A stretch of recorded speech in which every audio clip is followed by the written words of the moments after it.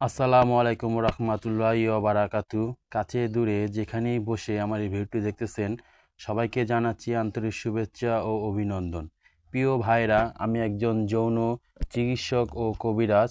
তো আজকের আলোচনার বিষয় হচ্ছে গিয়ে মিলনের সময় লিঙ্গ শক্ত হয় না, তার কারণ এবং ওষুধ সম্বন্ধে নিয়ে এই ভিডিও থেকে আলোচনা করব। স্ত্রী মিলনের সময় আপনার পুরুষ লিঙ্গ শক্ত হয় না। আজকে আমরা এর ৩টি কারণ বের করব। আমরা যদি প্রথম কারণটা দেখি, ধরুন আপনার কিছু পুষ্টিকর খাবার খেতে হবে। সেই পুষ্টিকর খাবার খাওয়ার পরও আপনার পুরুষ লিঙ্গ শক্ত হচ্ছে না। সেক্ষেত্রে বেশ কিছু কারণ থাকতে পারে।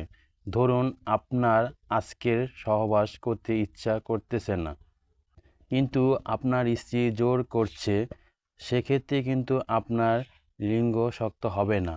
কারণ সহবাস করার ইচ্ছা আপনার নেই। ইচ্ছা শক্তি যৌন শক্তি বৃদ্ধি করে। যখন আপনার ইচ্ছা হয় তখনই আপনার হরমোন খুব তাড়াতাড়ি বৃদ্ধি পায়। আবার আমরা অনেকে করি কি, সন্ধ্যাবেলায় সহবাস করি বা রাতে খাবারের পরপরই সহবাস করার ইচ্ছা করি। এতে করেও আপনার পুরুষ লিঙ্গ শক্ত হবে না। সহবাস করার উপযুক্ত সময় হচ্ছে মধ্যরাতে বা ভোরবেলায়। তখন মানবদেহে প্রচুর হরমোন সৃষ্টি হয়। সেই সময় কিন্তু আপনার পুরুষলিঙ্গ শক্ত থাকে। আবার যারা প্রথম দিকে খুব ঘন ঘন সহবাস করেছেন, তারা পরবর্তীতে তাদের পেনিস শক্ত হয় না। এখন আপনাদের কয়েকটা কারণের কথা বলেছি, তো আরও বেশ কিছু কারণ থাকতে পারে। তো এখন কিছু পুষ্টিকর খাবারের কথা বলবো, যে ইনস্ট্যান্ট কিছু খাবার যদি আপনি খেতে পারেন তাহলে খুব দ্রুত কাজ করবে। অর্থাৎ সহবাসের পূর্বে 10 মিনিট আগে আপনি কিছু খুবই ইনস্ট্যান্ট পুষ্টিকর খাবারের কথা বলে দিচ্ছি, যা খাবারটা খেলে আপনার পুরুষের হরমোনটা খুব দ্রুত বৃদ্ধি পাবে। প্রথম হচ্ছে খেজুর, কিশমিশ, দুধ, মধু। আপনি 10 থেকে 12 পিস খেজুর খেতে পারেন, এক মুঠ কিশমিশও খেতে পারেন, 1 গ্লাস দুধ বা 2-3 চামচ মধুও খেতে পারেন। তো এই খাবারগুলো হরমোন খুব তাড়াতাড়ি বৃদ্ধি করে।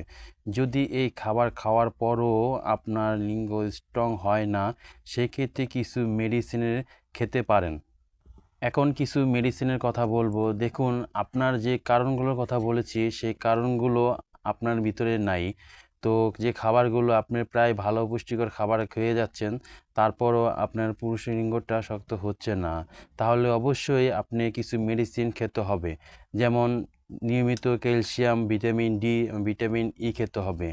আপনি যে কোনো ক্যালসিয়াম, বাজার থেকে যে কোনো ক্যালসিয়াম কিনে খেতে পারেন, এবং ভিটামিন ডি আছে এবং ক্যালসিয়াম ট্যাবলেট বা ক্যাপসুল পাওয়া যায় বাজারে অ্যাভেলেবেল। তো তাও খেতে পারেন। ভিটামিন ই খেতে পারেন, যে ক্যাপসুলে ভিটামিন ই আছে তা খেতে পারেন।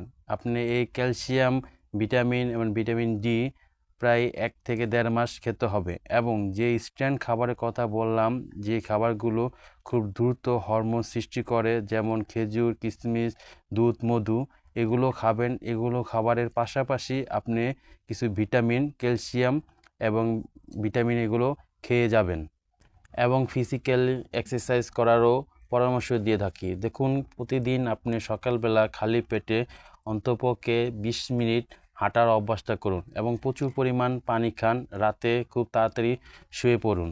তো এইগুলো কারণগুলো যদি মেনে আপনি চলতে পারেন, তবে আশা করছি আপনার হরমোন খুব দ্রুত বৃদ্ধি হবে এবং পুরুষ লিঙ্গটা এরও স্ট্রং হবে। যদিও না হয়, তাহলে অবশ্যই আপনার একজন যৌন চিকিৎসকের শরণাপন্ন হতে হবে।